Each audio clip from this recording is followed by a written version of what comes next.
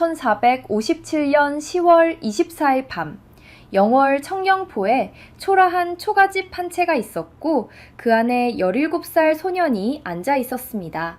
소년의 얼굴은 창백했고 눈빛은 텅 비어 있었습니다. 곧 세조가 보낸 한 사람이 작은 함을 조심스럽게 들고 들어왔습니다. 소년은 그 함이 무엇인지 알고 있었습니다. 바로 사약이었습니다.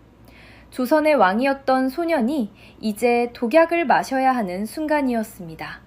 소년은 사약을 손에 들었지만 바로 마시지 않았습니다. 창밖에 달은 밝았고 남한강 물소리가 들렸으며 물은 밤낮으로 흘러갔습니다. 세상은 계속 돌아가는데 자신의 시간만 여기서 멈춘 것 같았습니다. 그 소년은 바로 단종, 아니 이미 왕의 이름을 빼앗긴 노산군이었습니다. 5해 전만 해도 그는 조선의 왕, 백성들이 그를 주상전하라 불렀고 신하들이 그 앞에 무릎 꿇었습니다. 하지만 지금은 왕도, 왕세자도, 왕족도 아닌 그저 유배인이었습니다. 어떻게 이런 일이 벌어진 걸까요? 12살 어린 나이에 왕위에 오른 소년에게 대체 무슨 일이 있었던 걸까요? 그런데 더 놀라운 것은 이 소년을 죽음으로 내몬 사람이 바로 그의 숙부, 수양대군이었다는 사실입니다. 친척을 배신하고 왕위를 차지하기 위하여 숙부가 조카를 죽인 것입니다. 그날 밤 단종은 무슨 생각을 했을까요? 아버지 문종? 아니면 자신을 지키려다 죽어간 충신들? 아니면 자신을 배신한 숙부 수양대군을 원망했을까요? 우리는 알 수 없습니다. 단종은 아무 말도 남기지 않았으니까요. 하지만 한 가지는 확실합니다. 17살 소년이 그날 밤 마신 사약이 조선 역사에서 가장 비극적인 죽음 중 하나라는 것입니다. 오늘 우리는 그 이야기를 들려드리겠습니다. 12살의 왕이 되어 17살의 사약을 받은 한 소년의 이야기를 조선 역사상 가장 비운의 왕, 단종의 일생을 지금부터 시작합니다. 1441년 7월 23일, 조선 창덕궁에서 한 아기가 태어났습니다. 왕세자빈 권씨가 낳은 아들이었습니다. 이름은 홍희, 훗날의 단종이었습니다. 할아버지는 세종대왕이었고 아버지는 왕세자였습니다. 아기는 울음소리가 우렁찼고 몸이 건강했습니다. 세종대왕은 손자를 보며 흐뭇해했습니다. 왕세자도 기뻐했습니다. 조선의 미래가 탄탄하게 이어질 것 같았습니다. 하지만 누가 알았겠습니까? 이 아기가 훗날 조선 역사상 가장 비극적인 운명을 맞게 되리라는 것을. 어린 홍희는 총명했습니다. 그를 빨리 깨우쳤고 예의도 바르게 배웠습니다. 세종대왕과 왕세자는 손자와 아들을 무척 아꼈습니다. 1445년 홍희가 4살 되던 해에 세종대왕이 승하했습니다. 아버지가 왕위에 올라 문종이 되었고 홍희는 자동으로 왕세 손이 되었습니다. 하지만 이듬해 문종은 홍희를 정식으로 왕세자로 책봉했습니다. 5살 어린 나이였지만 조선의 차기 왕으로 공식 인정받은 것입니다. 문종은 아들을 무척 사랑했고 어디를 가든 함께 데리고 다녔습니다. 정사를 볼 때도 옆에 앉혀놓고 보여주었습니다. 장차 왕이 될 아들에게 왕의 일을 가르친 것입니다. 홍희는 아버지를 존경하였으며 아버지처럼 훌륭한 왕이 되고 싶었습니다. 하지만 그 행복은 오래가지 않았습니다. 1450년 문종이 갑자기 병에 걸렸습니다. 등에 종기가 났는데 그것이 점점 악화되었습니다. 의원들이 온갖 방법을 동원했지만 소용없었습니다. 문종은 점점 쇠약해졌습니다. 불과 2년 3개월의 재위기간이었습니다. 1452년 5월 14일 문종이 승하했습니다. 나이 39살이었습니다. 홍희는 12살이었고 아직 어린아이였습니다. 아버지의 죽음 앞에서 홀로 남겨진 소녀는 얼마나 무서웠겠습니까? 하지만 슬퍼할 시간도 없었습니다. 그는 왕이 되어야 했습니다. 1452년 5월 12살 소년이 조선의 왕위에 올랐습니다. 묘호는 단종. 하지만 그때는 아직 단종이라는 이름을 받기 전이었습니다. 그저 어린 왕, 주상전하로 불렸습니다. 조정은 어수선했습니다. 왕이 너무 어렸기 때문입니다. 12살 소년이 과연 나라를 다스릴 수 있을까요? 신하들은 걱정했습니다. 그리고 그 걱정은 곧 현실이 되었습니다. 어린 왕 주변에서 권력 다툼이 시작된 것입니다. 그런데 가장 위험한 적은 멀리 있지 않았습니다. 바로 왕실 안에 단종의 숙부들 중에 있었습니다. 특히 수양대군. 그는 단종의 큰아버지이자 문종의 동생이었습니다. 야심이 큰 사람이었고 권력을 갈망했습니다. 어린 조카가 왕위에 앉은 것을 보며 수양대군은 무슨 생각을 했을까요? 아마도 이렇게 생각했을 것입니다. 저 어린아이보다는 내가 왕이 되는 것이 낫지 않을까? 그리고 그 생각은 점점 구체적인 계획으로 발전했습니다. 단종은 알지 못했습니다. 자신을 가장 위협하는 적이 바로 숙부라는 것을. 운명의 톱니바퀴가 돌아가기 시작했습니다. 1453년 10월 10일 밤, 경복궁. 갑자기 함성이 들렸고 무장한 군사들이 궁궐로 쳐들어왔습니다. 칼을 든 군사들이 대신들의 집으로 달려가 문을 부수고 들어갔습니다. 비명소리가 여기저기서 터져 나왔습니다. 계유정난이 시작된 것입니다. 수양대군이 일으킨 쿠데타였습니다. 명분은 황보인, 김종서 등이 역모를 꾸민다는 것이었습니다. 하지만 진짜 이유는 권력이었습니다. 어린 왕 단종 곁에서 정사를 돌보던 대신들이 거슬렸습니다. 특히 김종서는 문종이 아들을 부탁한 충신이었습니다. 수양대군에게는 가장 큰 장애물이었습니다. 그날 밤 김종서의 집에 자객이 쳐들어왔습니다. 김종서는 77살 노인이었습니다. 이미 은퇴해 집에서 지내고 있었습니다. 하지만 수양대군에게는 그마저 위협이었습니다. 자객들이 김종서를 무참히 살해했습니다. 쇠를 자르는 도구로 머리를 내리쳐 죽였습니다. 충신이 비참하게 죽임을 당한 것입니다. 황보인, 조급관, 이양 등 대신들도 모두 체포되었습니다. 그리고 즉시 재판도 없이 처형되었습니다. 하룻밤 사이에 조정의 중신들이 모두 사라졌습니다. 궁궐 안에 있던 12살 단종은 이 모든 것을 지켜봐야 했습니다. 자신을 보호해주던 대신들이 하나하나 죽어갔습니다. 얼마나 무섭고 무력감을 느꼈겠습니까? 하지만 단종은 아무것도 할 수 없었습니다. 12살 어린 왕에게 무슨 힘이 있겠습니까? 수양대군은 정난 공신이 되었습니다. 자신의 쿠데타를 정당화한 것입니다. 그리고 영의정에 올랐습니다. 조정의 최고 권력자가 된 것입니다. 이제 왕은 이름일 뿐이며 실권은 모두 수양대군에게 있었습니다. 단종은 매일 조회에 나가 신하들의 아뢰는 말을 들었습니다. 하지만 결정은 모두 수양대군이 내렸습니다. 단종은 그저 고개를 끄덕이는 것밖에 할 수 없었습니다.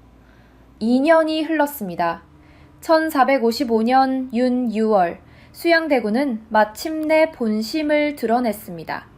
단종에게 왕위를 물려받겠다고 요구한 것입니다. 선위라고 했습니다. 왕이 스스로 왕위를 물려주는 것이라고 했습니다. 하지만 모두가 알고 있었습니다. 이것은 강요라는 것을. 단종에게 선택권이 있었을까요?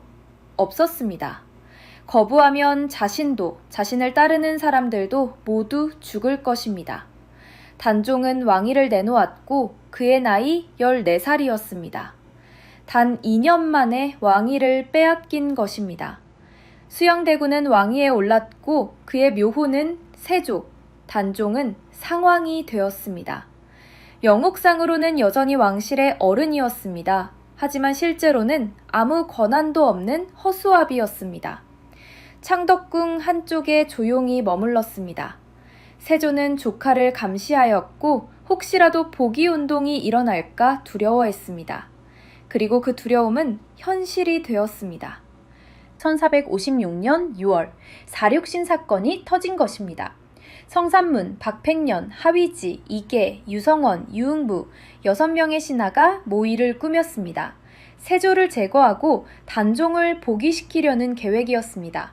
하지만 거사 직전에 발각되었습니다. 밀고자가 있었던 것입니다. 6명의 충신은 모두 체포되었습니다. 세조는 직접 신문하였고 국문장에서 직접 고문을 지켜봤습니다. 성산문은 끝까지 굴복하지 않았습니다. 고문 중에도 세조에게 조카의 왕위를 빼앗은 역적이라고 외쳤습니다. 세조는 분노하였고 더욱 가혹하게 고문했습니다. 하지만 사륙신은 끝까지 절개를 지켰습니다. 결국 6명 모두 능지처참 당했습니다. 능지처참은 조선에서 가장 잔혹한 형벌이었습니다.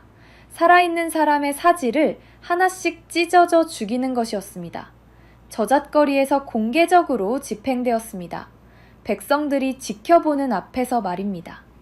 사륙신은 그렇게 죽어갔습니다. 단종을 지키려다 죽은 것입니다. 그들의 가족도 무사하지 못했습니다. 삼족멸문, 부모, 형제, 자식 모두 죽임을 당했습니다. 심지어 어린아이들까지 노비로 팔렸습니다. 단종을 위해 목숨을 바친 충신들과 그 가족들이 비참하게 죽어간 것입니다. 이 소식을 들은 단종은 어떤 심정이었을까요? 자신 때문에 수많은 사람들이 죽어갔습니다. 죄책감에 시달렸지만 어쩔 수 없었습니다. 그리고 단종 자신의 운명도 이제 끝이 다가오고 있었습니다. 사륙신 사건 이후 세조는 결심했습니다. 단종을 더 이상 상황으로 두어서는 안 된다고 판단했습니다.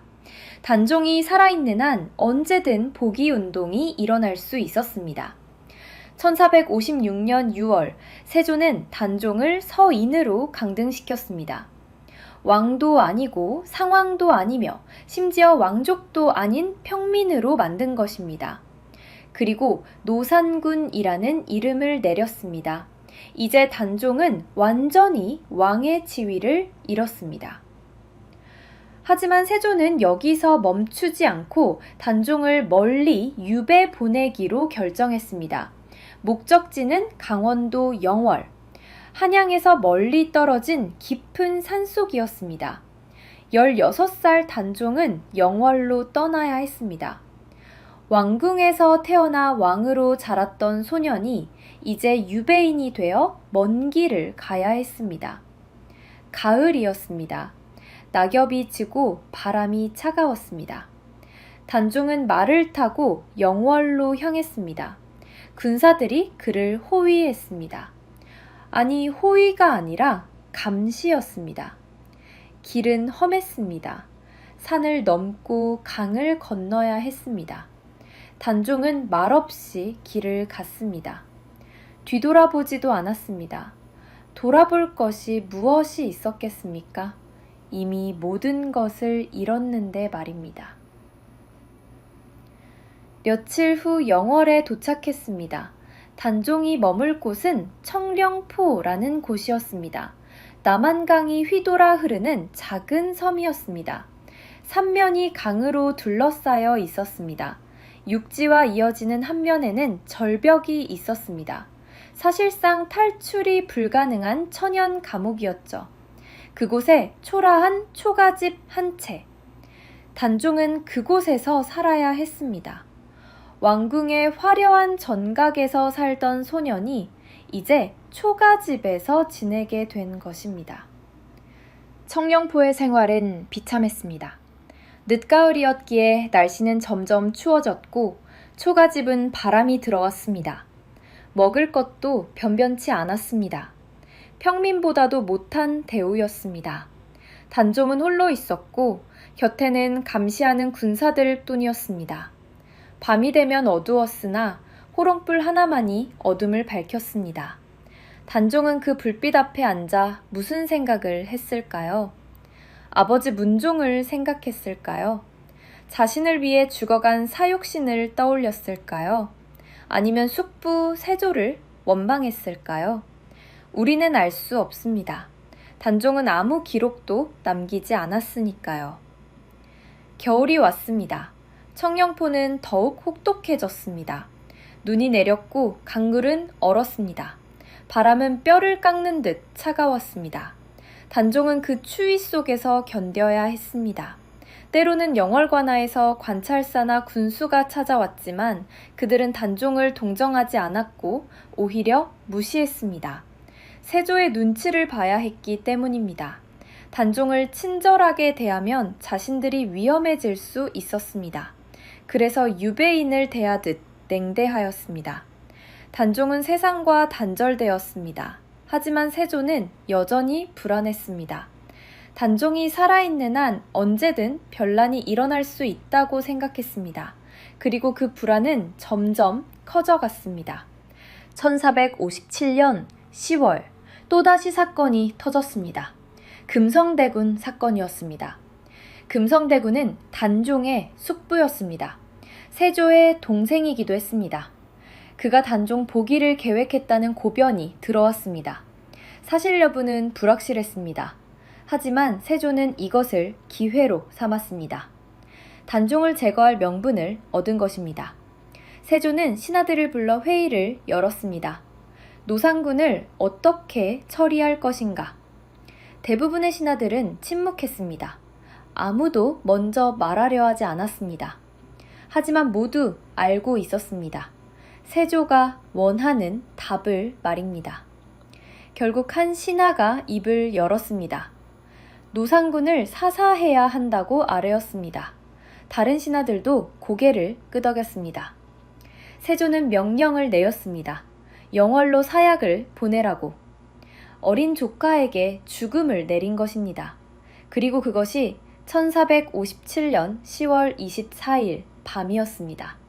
우리 이야기가 시작된 그날 밤 말입니다. 1457년 단종이 사약을 마신 후 그의 시신은 어떻게 되었을까요? 조선왕조실록에는 자세한 기록이 없습니다. 하지만 야사에는 끔찍한 이야기가 전해집니다.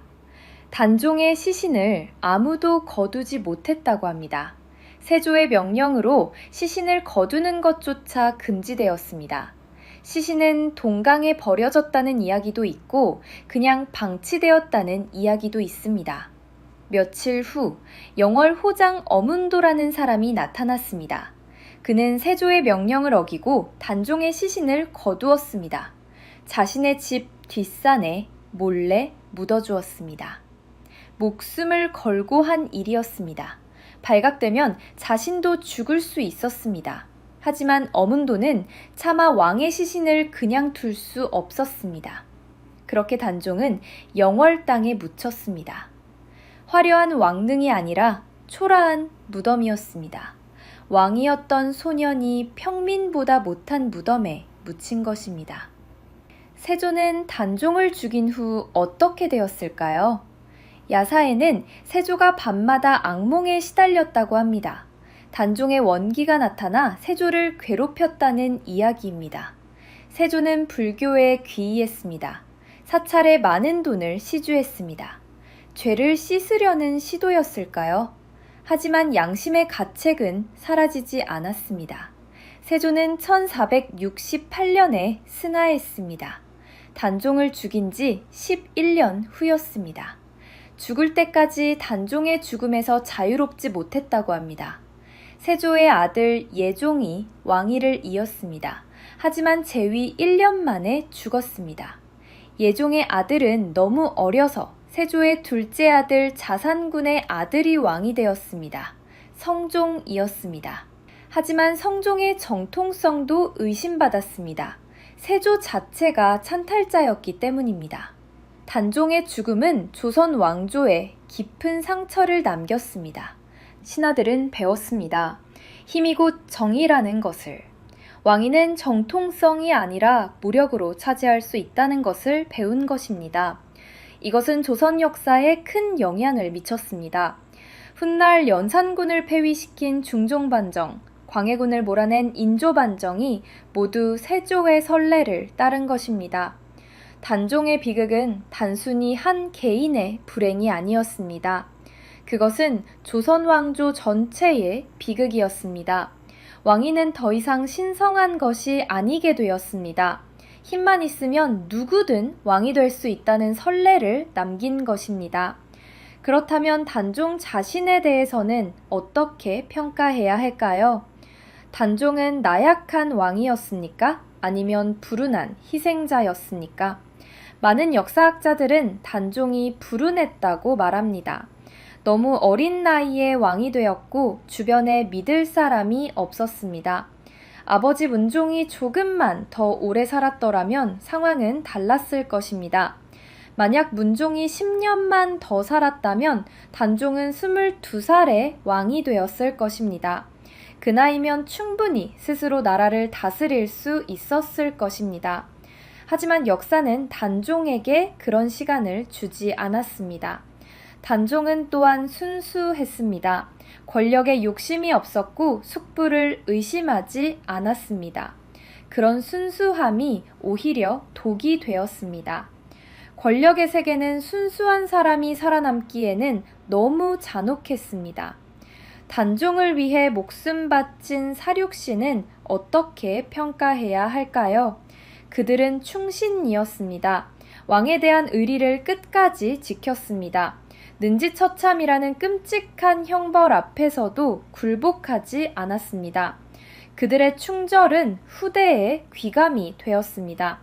하지만 동시에 그들의 죽음은 무의미했습니다. 단종은 복이 되지 못했고 오히려 더 빨리 죽음을 맞았습니다. 사륙신의 희생이 아무것도 바꾸지 못한 것입니다. 이것이 권력투쟁의 잔혹한 현실이었습니다. 충성과 의리만으로는 이길 수 없었습니다. 힘이 필요했습니다. 그리고 단종과 사륙신에게는 그 힘이 없었습니다. 단종이 죽은 후 200년이 흘렀습니다. 1668년 숙종이 왕위에 있을 때였습니다. 숙종은 단종의 비극적인 이야기를 듣고 마음 아파했습니다. 그리고 결단을 내렸습니다. 단종을 복관시키기로 한 것입니다. 노산군이라는 이름을 벗기고 다시 왕으로 인정한 것입니다. 묘호를 단종이라 하고 능을 장능이라 이름 지었습니다. 영월의 초라한 무덤이 왕릉으로 격상되었습니다. 죽은 지 211년 만에 단종은 비로소 왕으로 인정받았습니다. 하지만 너무 늦었습니다. 단종 자신은 이미 오래전에 죽었고 그를 위해 목숨 바친 사육신들도 죽었습니다. 복권이 그들에게 무슨 의미가 있었겠습니까? 그래도 역사는 단종을 기억했습니다. 조선 역사상 가장 비극적인 왕으로, 가장 불운한 왕으로 기억되었습니다. 오늘날 영월에 가면 장릉을 볼 수 있습니다. 아름다운 산속에 자리한 단종의 는입니다. 많은 사람들이 찾아가 단종을 추모합니다. 청령포도 남아 있습니다. 단종이 유배 생활을 했던 그곳 말입니다. 사람들은 그곳에 가서 17살에 죽은 소년 왕의 비극을 기억합니다. 단종의 이야기는 우리에게 무엇을 말해줍니까? 권력의 무서움. 권력을 위해서는 친척도 배신하고 조카도 죽일 수 있다는 것입니다. 또한 순수함의 위험성입니다. 권력의 세계에서 너무 순수하면 살아남을 수 없다는 것입니다. 그리고 시대의 불운입니다. 잘못된 시대에 태어나면 아무리 훌륭한 사람도 비극을 맞을 수 있다는 것입니다. 단종은 나쁜 왕이 아니었습니다. 단지 불운했을 뿐입니다. 만약 아버지가 오래 살았더라면, 만약 숙부가 욕심이 없었더라면 단종은 훌륭한 왕이 되었을 것입니다. 하지만 역사는 그에게 그런 기회를 주지 않았습니다. 1457년 10월 24일 밤, 영월 청령포에서 17살 소년이 사약을 마셨습니다. 그의 이름은 단종. 조선의 왕이었으나 왕으로 죽지 못한 비운의 소년이었습니다. 오늘 이야기가 여러분의 마음에 깊은 울림으로 남기를 바랍니다. 단종의 비극을 기억하며 우리는 권력의 무서움과 인간의 욕심에 대해 생각해 봐야 합니다. 구독과 좋아요는 더 많은 역사 이야기를 만드는 큰 힘이 됩니다. 다음에도 흥미진진한 한국사 이야기로 찾아뵙겠습니다. 감사합니다.